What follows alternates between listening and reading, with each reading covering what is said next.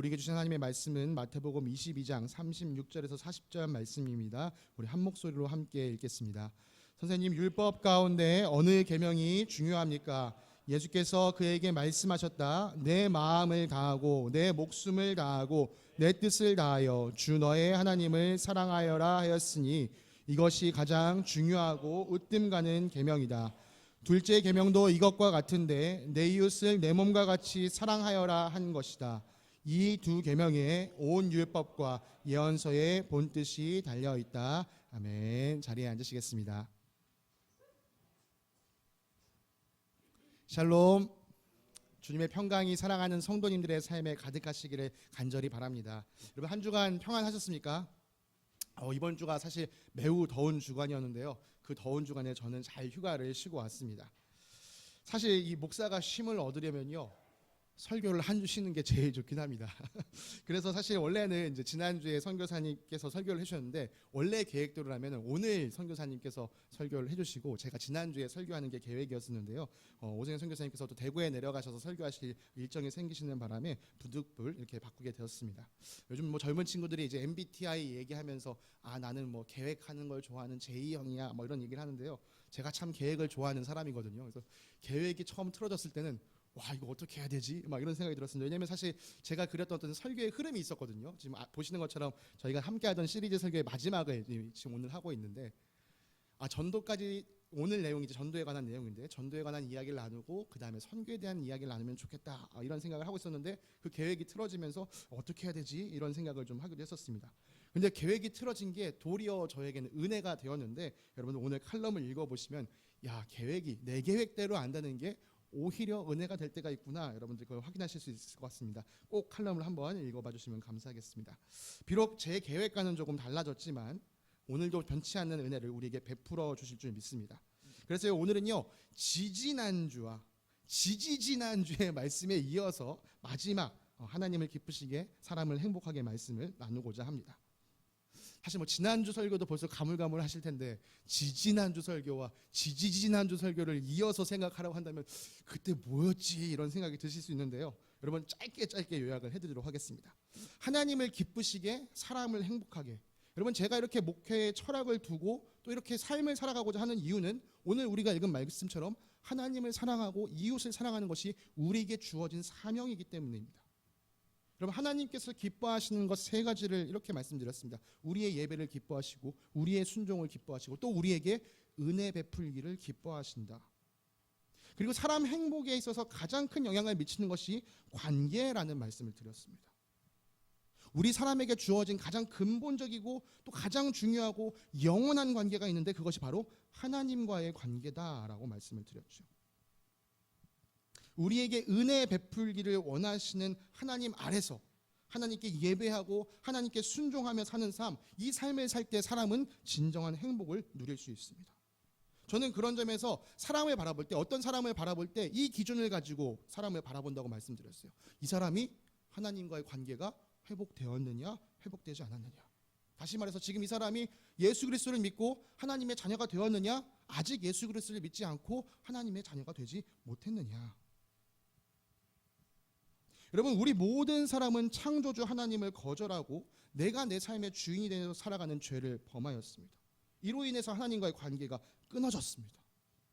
이 관계를 회복하기 위해 하나님께서 먼저 손을 내밀어 주셨는데, 그것이 바로 예수 그리스도 그리고 그분의 십자가입니다.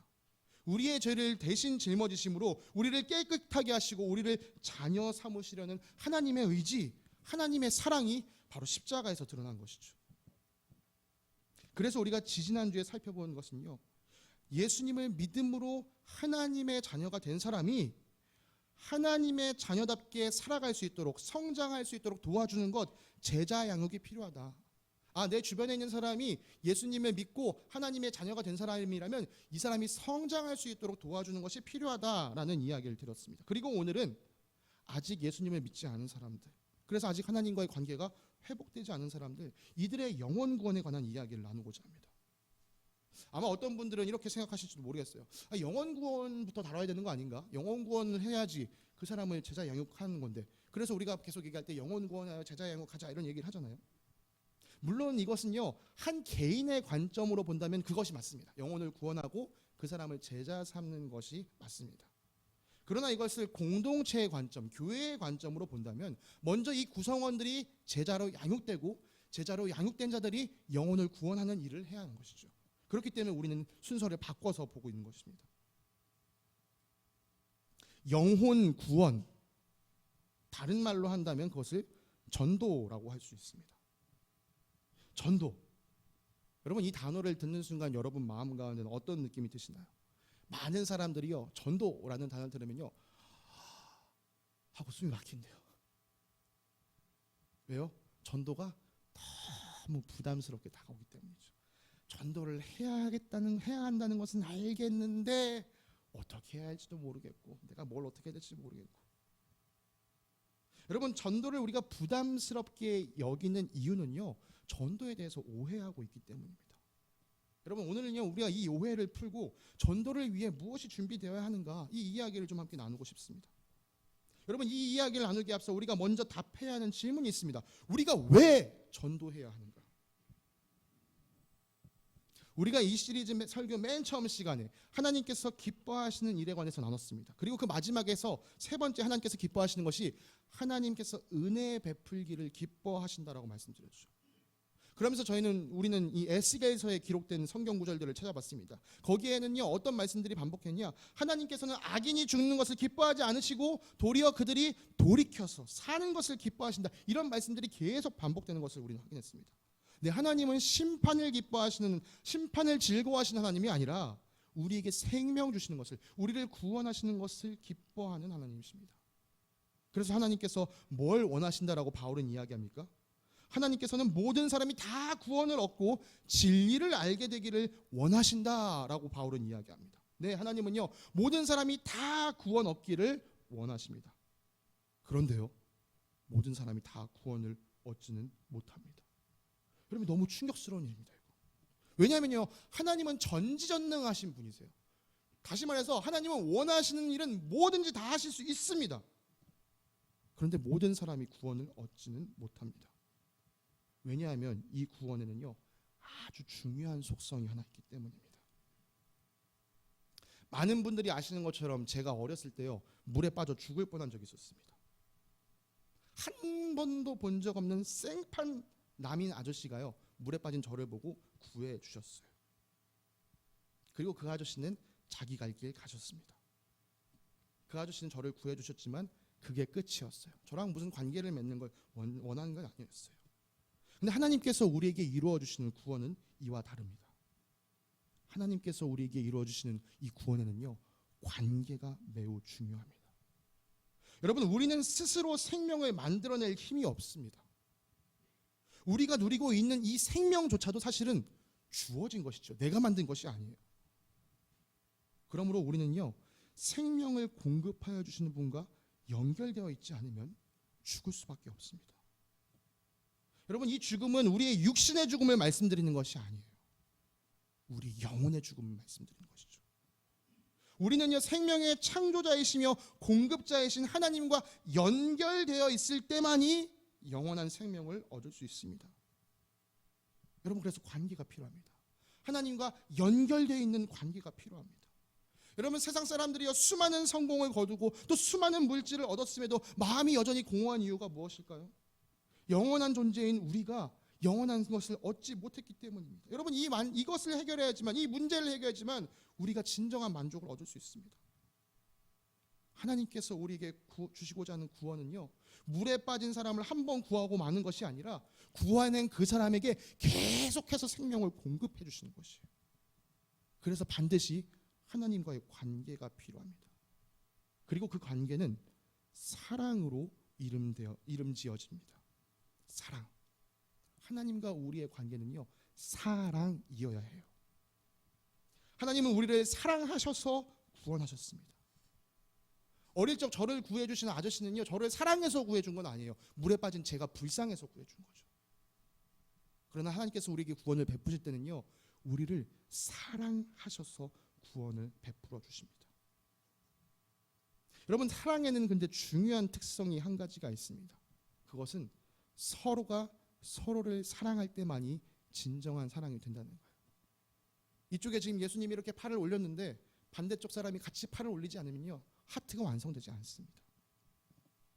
한 사람이 다른 사람을 일방적으로 좋아하는 것을 우리는 짝사랑이라고 말합니다. 혹시 뭐 여기 짝사랑 해보신 분이 계신지 모르겠는데요, 여러분, 짝사랑은요, 짝사랑하는 사람만 속이 탑니다.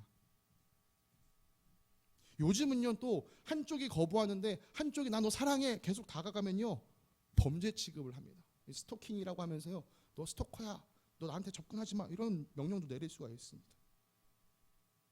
여러분, 사랑은 일방적일 때는 의미가 없습니다.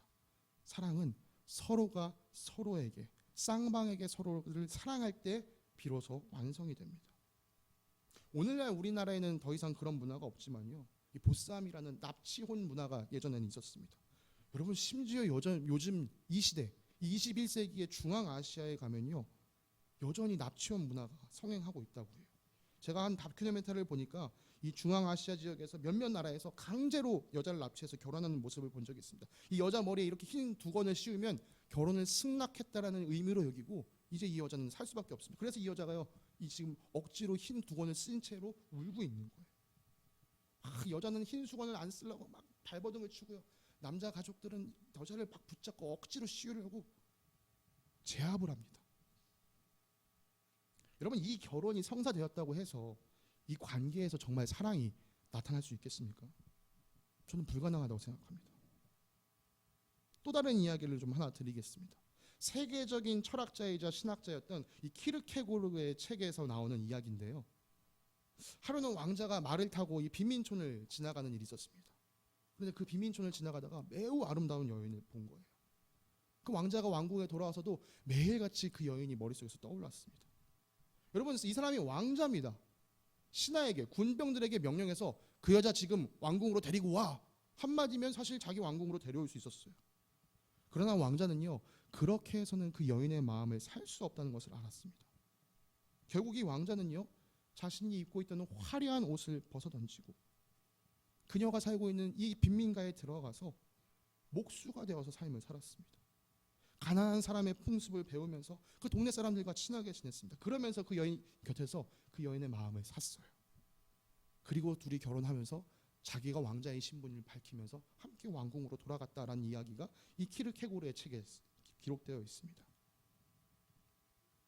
하나님께서 우리를 사랑하심도 마찬가지입니다. 하나님께서는 우리 모든 사람을 다 구원하기를 원하십니다. 하나님은 우리 모두와 함께 사랑 나누기를 원하십니다. 하나님은 우리에게 억지로 사랑할 것을 요구하지 않으십니다.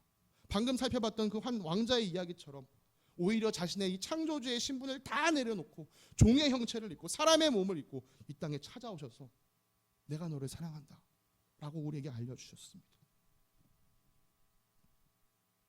하나님께서는 우리를 사랑한다는 사실을요, 예수 그리스도를 통해 분명히 보여주셨습니다.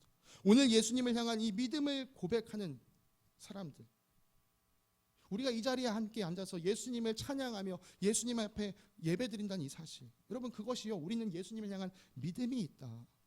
하나님이 나를 사랑하신 것을 나도 알았고 나도 이제는 하나님을 사랑하고 싶다라는 마음으로 우리가 이 자리에 함께 예배를 드리고 있는 것이죠. 그런데 우리 주변을 돌아보면 아직 이 사랑을 누리지 못하고 있는 사람들이 너무 많다는 거죠. 하나님이 날 사랑하신다고? 왜? 하나님 날 어떻게 사랑하셨는데? 이렇게 질문하는 사람들이 여전히 많다는 것이죠. 여러분, 이들에게 하나님의 사랑을 우리가 나눠줘야 합니다. 왜요? 우리가 누리고 있는 이 행복을, 이 진정한 만족을 이 사람도 누려야 하기 때문이죠. 그것을 하나님께서 기뻐하시기 때문이죠. 여러분, 우리의 전도의 출발점, 전도의 이유가 바로 여기서 시작돼야 됩니다. 나를 구원해 주신 하나님, 내가 그 하나님을 사랑하고 살고 싶습니다. 그럼 내가 어떻게 하면 하나님을 기쁘시게 할 수 있을까요? 하나님은 모든 사람이 구원 얻기를 기뻐하시는구나. 그것을 원하시는구나. 내 옆에 있는 한 사람이라도 내가 이 구원의 길에 함께 걸어가도록 이 사람을 붙잡아줘야지. 여러분, 그렇기 때문에 전도가 내 마음 가운데 부담으로 여겨진다라고 생각하신다면 다시 질문하셔야 돼요. 내가 지금 하나님을 어떻게 사랑하고 있지? 정말 내가 하나님이 기뻐하시는 일을 하기 원하는가? 나 정말 하나님 사랑하고 있는가? 여기서부터 우리는 점검을 해야 합니다. 자, 그 마음이 여러분 안에 충만해졌다면요, 이제 전도를 준비해야 합니다. 여러분, 전 전도를 준비해야 한다라고 여러분에게 말씀드리고 있습니다. 전도, 한자어를 그대로 풀어본다면요, 전할 전의 길도자입니다. 길을 전하는 거예요. 도를 전하는 거예요. 그렇다면 여러분 길거리 나가셔서 도를 하십니까? 이렇게 말씀하시면요, 사람들이 뭐야, 저 사람 갑자기 왜 나한테 이상한 얘기를 해? 이렇게 오해받을 수 있습니다. 여러분, 우리가 전하는 길은 어떤 길이죠? 모든 사람들이 바라는 길, 천국에 이르는 길. 우리는 그것을요, 하나님 아버지께로 나아가는 길이라고 말합니다. 예수님은 이렇게 자기 자신을 비유하셨습니다. 잘못 나왔습니다. 제가 읽어드렸어요. 요한복음 14장 6절은요, 나는 길이요 진리요 생명이다. 나를 거치지 않고서는 아무도 아버지께로 갈 사람이 없다. 네, 예수님은요, 자기 자신이 길이라고 말씀해 주셨어요. 하나님 아버지께로 나아가는 유일한 길이라고 말씀해 주셨어요. 그러므로 우리가 길을 전한다, 도를 전한다, 그것은 곧 예수 그리스도를 전하는 것이어야 합니다. 여러분, 그래서요, 예수 그리스도를 전하기 위해서 우리가 준비해야 할 게 있습니다. 그건 뭐냐? 내가 예수 그리스도를 잘 알아야 돼요. 내가 길을 알아야 길을 전해주죠. 여기서 광교호수공원 어떻게 가야 되나요? 이렇게 가셔서요, 길 건너가셔서요, 오른쪽으로 꺾으셔서요, 다시 왼쪽으로 한번 꺾어서 쭉 가시면 광교호수공원 갈 수 있습니다. 길을 알아야 길을 설명해 주죠. 내가 예수 그리스도를 잘 알아야 예수 그리스도를 누군가에게 소개해 줄 수 있지 않겠습니까? 베드로 사도는 우리에게 이렇게 이야기합니다. 다만 여러분의 마음속 그리스도를 주님으로 모시고 거룩하게 대하십시오. 여러분이 가진 희망을 설명하여 주기를 바라는 사람에게는 언제나 답변할 수 있게 준비를 해 두십시오. 여러분, 베드로 사도가 어떤 흐름에서 이런 이야기를 했느냐?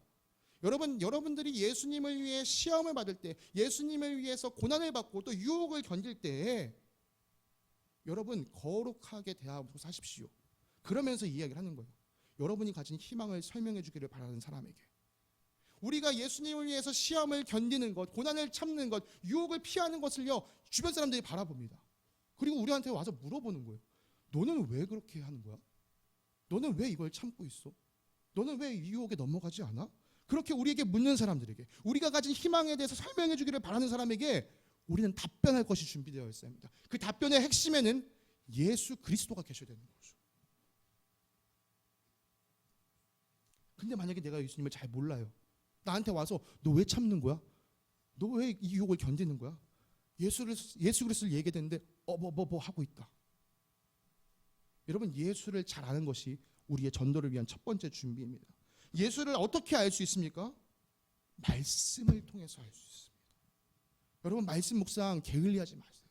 말씀 묵상 하시는 게요, 결국 여러분의 삶에서 전도를 준비하며 나아가는 것이에요. 말씀을 읽어도 잘 모르겠다?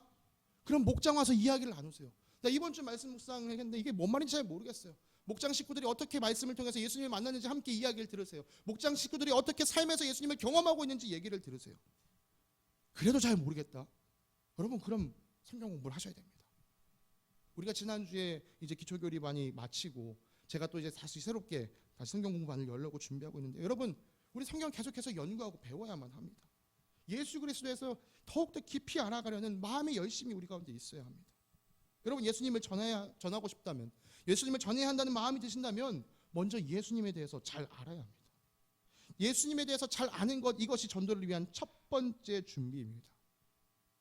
전도를 위한 두 번째 준비는요, 바로 기도하는 것입니다. 여러분께 묻겠습니다. 여러분, 내가 전도해야 한다라고 생각하면 내 머릿속에 가장 먼저 떠오르는 사람은 누굽니까? 아마도 아직 믿지 않는 남편, 아내, 자녀들, 부모님, 형제, 자매, 가족들이 가장 먼저 생각나실 거예요. 저도 마찬가지입니다. 저도 누군가 전도해야겠다 생각하면요, 먼저 내 가족들이 먼저 떠올라요. 그런데 제가 정말 간혹 가다가 합니다. 가족 구원이 제 소원이에요, 이렇게 말씀하시는 분들 중에 속마음에 이런 마음이 있는 분들을 본 적이 있어요. 저 원수 같은 인간이 빨리 교회에 나와야지. 나 혼자 맨날 교회 나가는 거 창피해 죽겠어. 물론 우리 교회는 이런 분들 없으시라고 믿어요. 정말 간혹가다 그런 분들 제가 본 적이 있어요. 여러분 이건요 상대방을 위해서 전도하는 게 아니에요. 날 위해 지금 전도하려고 하는 거죠. 여러분 이런 마음으로는 전도가 이루어지지 않습니다. 이런 유혹이요 여러분들보다 목회자인 제가 더 많이 받습니다. 여러분 아시는 것처럼 제가 저희 가족이 지금 장모님과 함께 삶을 살아가고 있습니다. 아직 저희 장모님이 믿음이 없으시죠. 제가 만약에 사람들의 시선을 의식해서 내가 그래도 명색이 목사인데 우리 집에 아직 신앙생활 안 하는 사람이 있다는 걸 어떻게 사람들이 생각할까? 안 되겠다. 장모님 어떻게 해서도 그냥 예배당에 좀 앉혀놔야겠다. 여러분 이런 마음으로 제가 장모님께 접근한다면요 절대 전도가 이루어질 수가 없습니다. 이건 전도도 아니에요. 사실은 신앙 폭력이죠. 앞서 말씀드렸던 납치혼과 다를 게 전혀 없습니다. 상대방을 강제로 억지로 끌고 오려는 것은요 그런 폭력으로는요 누군가를 구원할 수 없습니다. 그런데요 이런 유혹이 우리 안에 생길 수 있다고요. 그럼 이 유혹을 끊어내려면 어떻게 해야 합니까? 상대방을 향한 마음을 품어야 합니다. 내가 누리고 있는 기쁨을 저 사람도 느끼면 참 좋을 텐데 이 마음으로 접근을 해야 돼요. 그리고 우리가 기도해야 합니다. 무엇을 기도해야 되냐? 아버지의 마음을 구하는 기도를 해야 합니다. 날 사랑해 주신 하나님, 내가 이 하나님을 사랑하고 살고 싶어요. 그런데 날 사랑해 주신 하나님이 내 옆에 살고 있는 저 가족도 사랑하세요. 똑같은 마음으로. 그런데 아직 그 관계가 회복되지 않았네. 하나님 마음이 얼마나 답답하실까요?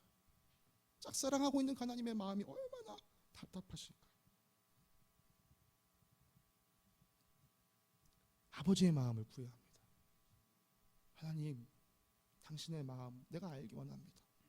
정말 당신이 사랑하시는 저 한 사람을 얼마나 애타게 찾으신지 그 마음을 내가 알기 원합니다. 그리고 우리에게 또 이런 기도가 필요합니다. 하나님, 이 사람을 구원하는 일에 나를 사용하여 주십시오. 여러분 우리가 가족 전도에서 겪는 가장 큰 문제가 어떤 것이죠? 끝까지 인내하지 못한다는 거예요.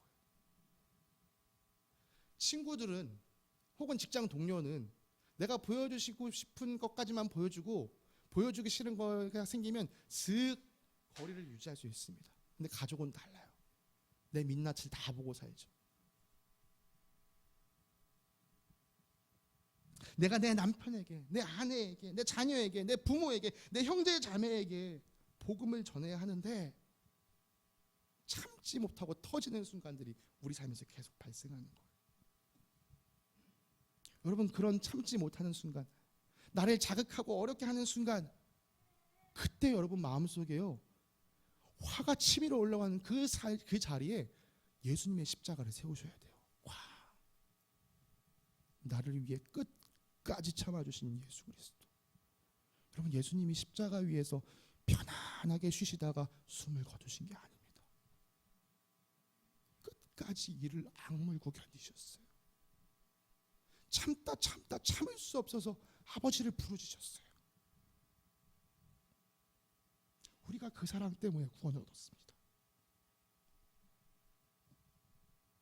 여러분 이 옆에 있는 가족이 내 마음을 건들고 내 자존심을 흔들려고 하고 내 감정을 건들려고 할 때 예수 그리스도의 십자가를 바라보세요. 그리고 기도하세요. 주님, 내가 이 사람을 구원하는 일에 사용되기 원합니다. 나에게 끝까지 참을 수 있는 인내심을 주십시오. 한국에서는 기도의 힘이라고 번역되었던 영화, 영어 원제는 워룸이라는 제목으로 미국에서 개봉됐던 영화인데요. 전쟁의 방, 이 작전지휘본부라는 제목을 가지고 있는 영화입니다. 아마 이 자리에 계신 분들 중에서 이 영화를 보신 분들도 계시리라고 생각합니다. 만약 아직 이 영화를 보지 못하신 분들이 계시다면 꼭 한 번쯤 보시면 좋을 것 같아요. 난 영화를 즐겨보지 않아요 하시면 유튜브에 영화 워룸 이렇게 치시면은 요약본도 있으니까요. 그걸 좀 보셔도 좋을 것 같습니다. 이 작중에는요 한 가족이 등장합니다. 아빠, 엄마, 딸. 근데 이 가족의 분위기는 좋지 않아요. 엄마와 아빠 사이가 좋지 않기 때문이죠. 딸도 그걸 알고 있어요. 우리 엄마 아빠는 사이가 안 좋아. 그래서 나한테 관심도 없어. 이 아내, 엄마는 부동산 중개 일을 하고 있었는데요. 어느 날 이 노 할머니의 집을 팔아주기 위해 그 집을 방문했었습니다. 근데 그 할머니가 이 부동산 중개인인 아내에게 이 얘기하는 거예요. 남편을 위해 기도하십시오. 처음엔 대수롭지 않게 여기다가 이 아내가 남편의 외도 사실을 딱 알게 되면서 절망감을 느끼다가 그 노 할머니의 이야기가 갑자기 기억나서 그냥 그 자리에 무릎을 꿇고 하나님 제발 좀 도와주십시오. 이 일 좀 어떻게 좀 도와주십시오. 여러분 기도한대요. 그 기도가요 뭐 고귀하고 되게 뭐 장엄하고 그런 기도가 아니었어요. 남편을 향한 분노를 쏟아내기도 하고 자신의 처지에 대한 한탄도 막 나오고 그러다가 그 끝에 하나님 이 일을 내가 해결할 힘이 없어요. 제발 좀 도와주세요. 이후에 남편은요 자기 아내가 자신의 외도 사실을 눈치챘다는 것을 알게 됐습니다. 근데 당연히 이 아내가 자기 외도 사실을 눈치챘으면 뭐라고 막 추궁할 것 같은데 거기에 대해서 아무 말 하지 않는 거예요. 그러다가 어느 날 이 남편이 이 아내가 자기를 위해 기도하고 있는 기도 노트를 발견하게 됩니다. 그리고 아내에게 가서 물었습니다. 당신 왜 다 알고 있는데 따지지 않은 거야? 그때 아내가 대답했습니다. 예수님을 사랑하기 때문이야. 그리고 난 당신도 사랑해. 여러분이 왜 이 여인에게 남편에게 따져 묻고 싶은 마음이 없었겠습니까? 안 그래도 사이가 좋지 않아요. 내가 이 관계에서 지금 우위를 점할 수 있는 아주 중요한 찬스를 얻었습니다. 내가 드디어 이 주도권을 쥘 수 있는 이 절호의 찬스가 내게 찾아왔어요. 앞서 말했던 베드로의 이야기가 떠오르지 않습니까? 당신 왜 참아주는 거야? 당신이 왜 뭐 때문에 견디는 거야? 우리에게 그 희망의 이유를 묻는 자들에게 예수 때문이야. 내가 예수님을 사랑하기 때문이야. 그리고 내가 당신을 사랑하기 때문이야. 여러분 이처럼 한 영혼을 하나님께로 인도하는 일은요 영적으로 전투를 이루는 일과 마찬가지입니다. 이 전투를 치르기 위해서는요 참고 견뎌야 할 일들이 많습니다. 그걸 나 혼자 감당할 수 없기에 기도해야 되는 거예요. 하나님이 도와주시기를 간절히 바라야 하는 겁니다. 영화를 좋아하시는 분들은 이제는 좀 고전이 된 영화지만요 라이언 일병 구하기라는 영화를 아시리라고 생각합니다. 제가 방금 전에요 한 영혼을 하나님께 인도하는 일은 영적 전투라고 말씀드렸습니다. 여러분 이 전투요 혼자 절대 감당 못합니다. 라이언 일병 한 사람을 구하기 위해서 8명의 사람 한 분대가 투입이 됐습니다. 여러분이 생각하고 있는 그 한 영혼을 구원하기 위해서는요 한 분대가 필요합니다. 우리에겐 너무 좋잖아요. 우리에겐 분대가 있습니다. 여러분 목장에서 꼭 나누셔야 돼요. 내가 이 영혼을 위해서 이 영혼을 구하는 일에 세운되기 원합니다. 나 혼자 견딜 수가 없어요. 여러분 날 위해서 함께 기도해 주세요. 여러분 이 영혼을 위해서 함께 기도해 주세요. 여러분 우리의 목장이 워룸이 돼야 되고 우리의 목장이 그런 분대가 되어야 합니다. 저도 우리 가족 위해서 기도하고 있어요. 근데 기도해도 안 되는 걸 어떻게 해요? 이렇게 말씀하고 싶은 분도 계시리라고 생각해요. 여러분 그러면요 여러분의 기도를 다시 한번 점검해 보세요. 이 사람 예수 믿게 해주세요. 이 사람 교회 나오게 해주세요. 여러분 이것이 우리 기도의 중심 내용이었다면 오늘 말씀에 근거해서 여러분의 기도 내용을 바꾸세요. 하나님 당신의 마음을 알게 해주세요. 이 영혼을 향한 하나님 당신의 마음을 알게 해주세요. 하나님 그리고 제가 이 영혼을 구원하는 일에 사용될 수 있도록 나를 다듬어 주세요. 여러분 하나님 마음이 우리 안에 채워질 때요 우리 기도는요 결코 메마른 기도가 될 수 없습니다. 영혼을 향한 뜨거운 눈물이 쏟아져요. 왜요? 하나님 마음이 너무 애타기 때문이죠. 그리고 여러분 그렇게 기도하고 나면요 분명 원래 나는 참을 수 없는 인간이었는데 이런 상황이 다가오면 나는 불같이 화를 내던 사람들이었는데 견뎌지는 것을 경험합니다. 내가 견디는 게 아니에요. 내 안에 계신 예수 그리스도가 내 등을 토닥여 주시기 때문에 견딜 수 있는 거예요. 여러분 그래도 내 안에서 뭔가 터져나오려고 할 것 같으면요 잠시 그 자리에서 멈추세요. 그리고 화장실에 잠깐 들어가서 그 안에서 하나님 앞에 터뜨리세요. 하나님 지금 미치겠어요. 너무 힘들어요. 어떻게 해야 되죠? 하나님 제 마음을 제발 좀 다스려 주세요. 그리고 세수 한번 팍 하고 나오세요. 그리고 이야기 나누기 시작하세요. 하나님께서 반드시 위로해 주시고 반드시 견딜 힘을 주실 것이라고 믿습니다. 예수님에 대해서 더 깊이 알아가고 또 전할 말을 준비하는 것 그리고 우리의 마음을 다듬기 위하여 기도로 하나님의 마음을 구하며 또 우리의 마음을 다듬어 주시는 것을 구하는 것. 여기에 마지막 한 가지가 더해져야 전도에 대한 부담감이 우리에게서 줄어듭니다. 신약 성경에 기록된 이 전도하다라는 단어는요, 두 가지 단어로 표현이 됩니다. 하나는 유앙겔리조라는 단어고요, 또 다른 하나는 케루소라는 단어입니다. 유앙겔리조, 이거 어디서 들어본 것 같은데 싶은 분들이 계시죠? 여러분, 우리가 마가복음을 처음 설교했을 때 유앙겔리온, 기쁜 소식이라는 단어를 함께 나눴습니다. 네, 같은 의미입니다. 유앙겔리조, 기쁜 소식을 전하다. 케루소, 선포하다라는 뜻입니다. 한글로 표현하자면 어명이요. 여러분, 유앙겔리조와 케루소에는 아주 중요한 특징이 있습니다. 기쁜 소식을 전하는 자나 왕의 어명을 전하는 자가 해야 할 일은 그 메시지를 전하는 것까지라는 거예요. 메시지를 전했으면 내가 할 일은 끝난 겁니다. 마태복음에 보면은 예수님께서 하늘나라를 두고 이런 비유를 말씀하신 적이 있어요. 한 임금이 계신다. 그 임금이 혼인잔치를 열어서, 혼인잔치를 열기 전에 신하들을 보내서 초대장을 쫙 보낸 거예요. 그다음 혼인잔치가 다 준비되자 신하들에게, 야, 다시 가서 초대받은 사람들을 이 혼인잔치로 불러오너라. 근데 뭐 초대받았던 사람들이, 아이고, 난 밭을 사서 밭 갈러 가야 됩니다. 소 사서 소로 지금 밭을 해야 됩니다. 밭일 해야 됩니다. 막 이러고 흩어지고 있어요. 초대받은 사람들이 안 옵니다. 왕이 어떻게 해요? 그럼 길거리에 나가서 초대받지 않았던 사람들을 불러들여라. 예수님은 이 이야기를 통해서요, 하나님 나라에 들어가는 것이 자격에 의해서 들어가는 것이 아니라 은혜 받은 사람들이 들어간다라는 것을 말씀하시고자 하셨던 거예요. 그런데 저는 오늘 이 전도의 관점으로 다른 포인트를 하나 보기 원합니다. 왕의 종들이 해야 하는 일이 무엇이었죠? 잔치가 준비되었으니 어서 오십시오, 이 이야기를 전하는 게 왕의 신하들이 해야 될 일들이었습니다. 어서 오십시오 했는데 이 사람이 안 왔어요. 돌아왔어요. 왕이 그 종에게, 야, 왜 그 사람 안 데리고 왔냐? 이렇게 묻지 않습니다. 다시 나가서 다른 사람 데리고 와라. 다른 사람에게 소식을 전해라. 이 이야기를 부탁하셨죠. 여러분, 하나님께서요, 우리에게, 야, 왜 그 사람 전도 못했냐? 왜 그 사람 나를 믿지 못하게 만들었냐? 라고 우리에게 묻지 않으십니다.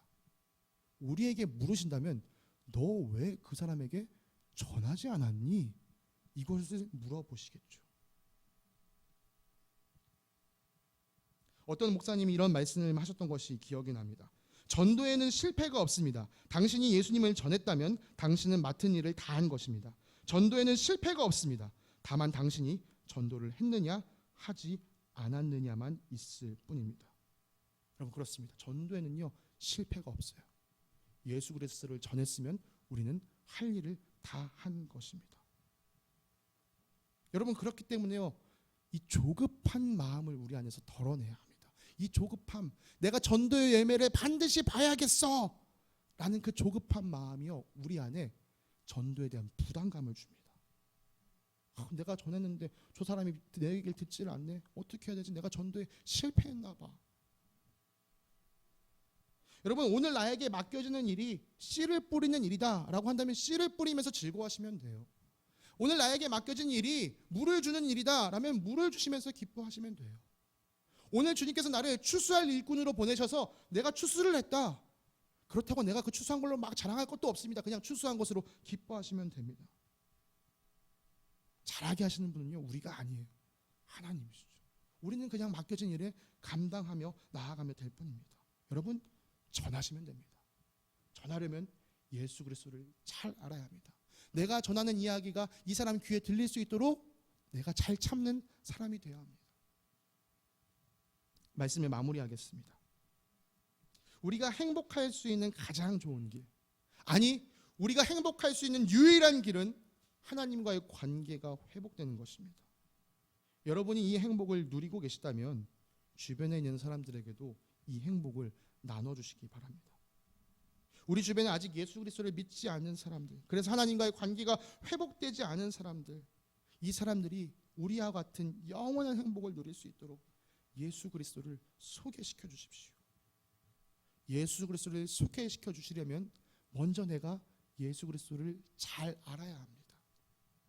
전하의 말로서도 잘 알아야 하고 내 삶으로서도 예수 그리스도가 드러나야 합니다. 한 영혼을 향한 하나님의 마음이 무엇인지 간절히 구하시면서 눈물의 기도로 주님 앞에 나아가면서 주님 이렇게 가슴 아파하시는 그 일에 내가 사용되기 원합니다. 주님 나를 다스려 주십시오. 그리고 주님을 전하는 것으로 온전한 기쁨을 누리는, 내 눈앞에 당장 전도의 열매가 보이지 않는다 할지라도 실망하지 않는 그런 진정한 종의 모습, 주인이 시키신 일에 최선을 다한 것으로 만족을 누리는 종의 모습으로 여러분 사시기 바랍니다. 우리에게 맡겨진 일은 그저 예수님을 전하는 것뿐이란 사실 명심하시면서 이 맡겨진 일에 충성을 다하는 우리가 되기를 간절히 원합니다. 함께 기도하겠습니다. 사랑의 하나님 아버지, 오늘도 잃어버린 한 영혼을 향하여 눈물을 흘리시며 기다리시는 하나님의 마음을 바라봅니다. 내가 사랑하는 하나님의 마음을 기쁘시게 하기 위해 할 수만 있다면 주님의 눈물을 닦아드리기 위해, 또 그것을 멈출 수 있게 하기 위해 주님, 오늘도 주님의 마음을 가지고 삶의 현장으로 나아가 예수 그리스도를 전하며 살아가는 저희들 되기를 간절히 소망합니다. 주님, 당신의 마음을 가지고 오늘도 우리에게 맡겨주신 가정으로 돌아가서 이 가족 안에서 아직 주님을 믿지 않는 자들에게 하나님의 사랑이 무엇인지 보여주며 살아가는 제가 되게 하여 주시옵소서. 그래서 이 사람도 나와 같이 하나님의 사랑을 누리면서 진정한 행복을 얻으며 살아가게 하여 주시옵소서. 주님, 우리를 놀라우신 예수를 전하는 자로 세워주시고 또 사용하여 주시는 것에 감사드립니다. 오늘 우리에게 놀라운 일을 이루어주신 주님께 감사드리며 거룩하신 우리 주 예수 그리스도의 이름으로 기도드립니다. 아멘.